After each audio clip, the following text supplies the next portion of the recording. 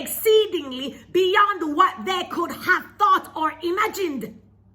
Everyone was able to eat. Everyone was able to be satisfied to the point where they even had leftovers.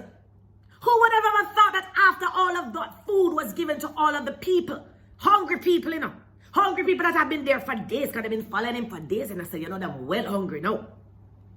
Who would have thought that after everybody ate to their satisfaction, that there were still going to be 12 baskets of food left over? And Yahusha said, gather everything together and let's see what we have.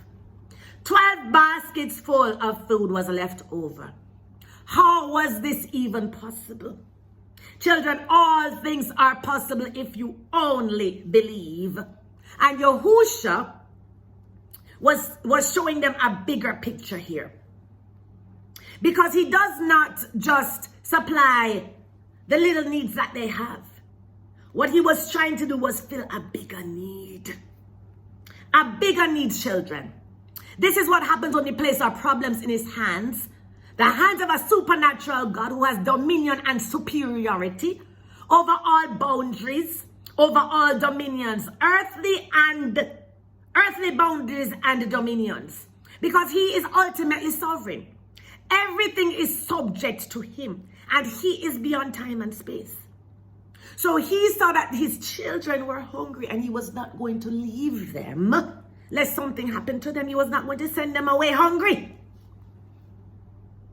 So because he has dominion and sovereignty over earthly dominions, he was able to break that defense that, oh my gosh, this is not possible. How is he going to multiply 2 little fish and 5 loaves? How is that going to happen? How is that going to feed everybody? No. But he did it. So this doesn't just apply to some things, children. It applies to everything in our lives. So it does not just apply to the 5,000 back then. You have to understand that when you're reading the word, it is the living word. That means that it never died. So even though it was applicable thousands of years later, it is still applicable today. So when you're reading the word, even if it is in the Torah, even if it is the first 5 books of the Bible, wherever it is in the Old Testament, the New Testament, no matter where it is in the Bible, that word is for you. You need to pray and ask God for the instructions and divine knowledge. Father, how does this apply to me for this day? To the day, yes. How does this testimony, how does this working, how does this miracle that you did way back then now apply for me? Because your word is living. It is truth and it is life. So show me, Yahweh, what needs to be done in order for me to apply this word to my life. So if Yahusha could have done that for the 5,000, how much more can he do for you in your situation? And it matters not, because that was an impossible situation. Your situation also may seem very impossible. And many of you have given up hope on many of the things that have happened in your life.